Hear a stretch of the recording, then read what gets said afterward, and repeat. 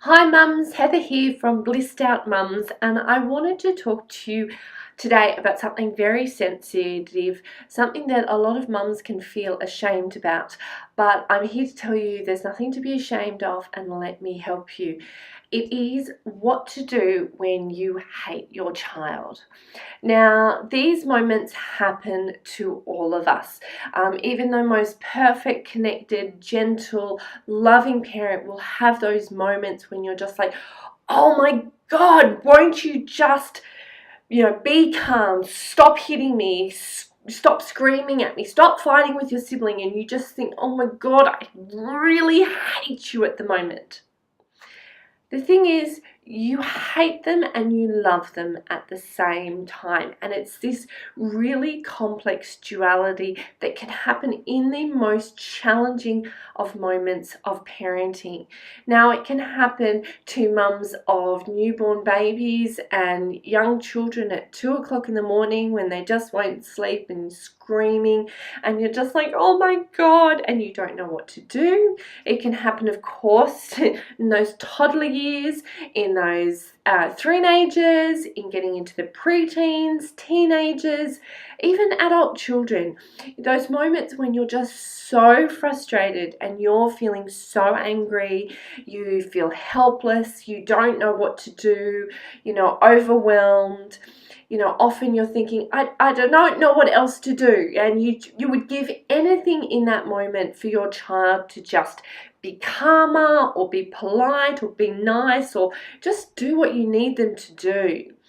And it can be really hard because either you will outwardly yell at your child and you'll go into like a fury, a motherhood rage almost, and you just can't stop it. And it's like this fire that has to, burn itself out. Or you'll withdraw and you might just collapse on the floor and cry and feel, beaten by being a parent. We've all reached those moments at one stage or another, and there's nothing to feel ashamed about. Parenting is incredibly stressful, especially if you are faced with some really challenging behaviour with your children. So today I want to really share with you my tips of how you can manage those moments, calm yourself down, reconnect with your child, and move forward without all the guilt. So the first thing you have to do is remove yourself. So just like we're told when we have a young baby that won't stop crying, and we're worried that parents would shake their babies and all that stuff, and we're always told put the child down in a safe space and walk away, baby in the cot or the bassinet or something. The same happens for older children. So if you're getting really frustrated at your 3-year-old or your 4-year-old or 5, 6, what age ever they are, put them somewhere safe. Even if you have to put them in front of the TV or give them an iPad or the phone or whatever, so that they will be safe in one moment, put them somewhere and you walk away. Never hurt your child. Don't hit them, don't smack them, don't stand there ranting and raving at them, telling them how horrible they're being, because that's just verbal and emotional abuse and parental bullying. When you get to that stage, you need to walk away. So make sure they're safe and walk away. Then, once you've walked away and looked after yourself, just take a breath, and really do take a really deep breath in and a really deep breath out. Now, that might be enough and you can just keep doing breathing. Maybe you need to burst into tears. Maybe you need to yell and scream and kick a pillow or something and let some of that frustration out. As long as you're doing it in a safe place where you're not hurting anybody else, then that is okay. These are crisis moments that you have to just manage. So once you've had that initial outpouring of your emotions, try and connect with someone. It's really good if you can have 1 or 2 people in your parenting network that can be your SOS call members. So they're the people you can call at any time when you are just about to lose it or you've already lost it and you need to reconnect. And they're the people who won't judge you, who will listen to you, who you feel safe telling, that aren't then going to go and tell a million people. This is not the time to be putting things up on Facebook. This is the time to connect with people who are really going to be there to support you. If you can get someone to come over, even better, but picking up the phone. Try and avoid sending text messages, because actually hearing someone's supportive voice will help calm you down. If you don't have someone that you can connect to that you feel comfortable with it, I'm on Facebook. Send me a message, even if you're not a client of mine. You know, Facebook Messenger pops up to me all the day, and I will always answer a message from a mum with an SOS, assuming that I'm not in a client call or anything. I will always be able to be there just to say it's okay, connect, it's all right, and give you a couple of tips what to do. So my contact details will be below this video.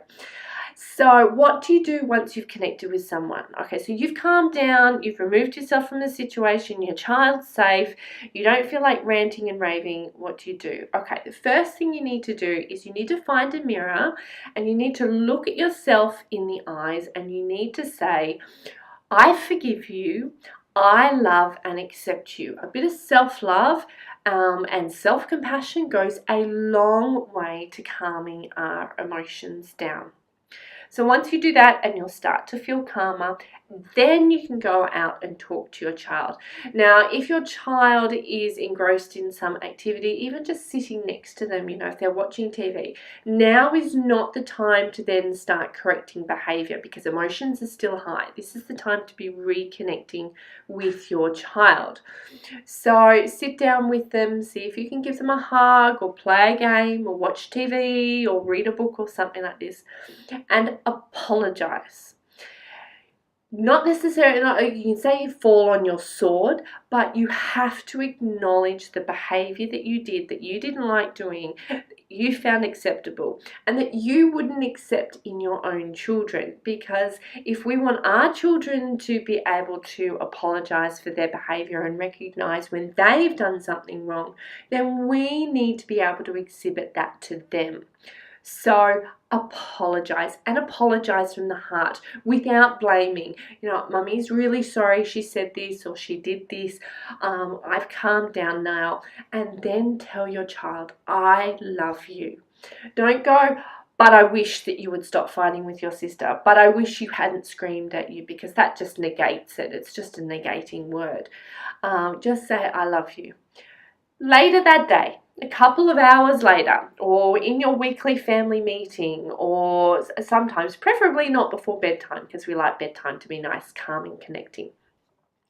Then talk about the behavior and what actually happened, whether it was within you, between your child, within your child. Then talk about all of that stuff. Then set limits. Those moments are really hard. They are incredibly challenging moments of parenting, and they are the ones that can really make or break whether we have a good day versus a bad day. The thing is, they are inevitably going to happen, because we are dealing with childhood behavior, which is unpredictable, and our child is underdeveloped. They're still learning how to function in the world. So we are always going to have these challenging moments. What we have is 100% control over how we act.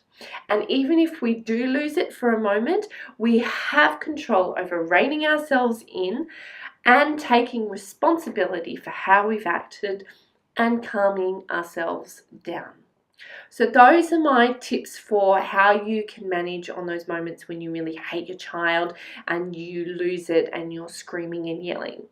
If you need some help with this, please give me a call, whether it's in those crisis moments or when you've calmed down. And if you find that this is a pattern of behavior, I really am here to help mums. I've been in those moments before, whether it was with my middle daughter, who's now 4, when she just screamed for the first 9 weeks of her life. And, you know, I'd have those nights where I just have to put her down in the bassinet or even the rocker and walk away and sit on the couch crying. And even now with her challenging behaviour, she is a very aggressive child when she doesn't get what she wants for various different reasons. So I still have those moments. I know what it feels like. There's never any judgment when you come to me. Just let me help you with how you manage it, and so that you don't have to yell, because I pride myself on being a calm parent, and I know you want to be that calm parent too. That's why you're watching this video, so please let me help. Okay, I hope you have a beautiful day. I hope that this has helped, and I will speak to you soon. Okay, bye.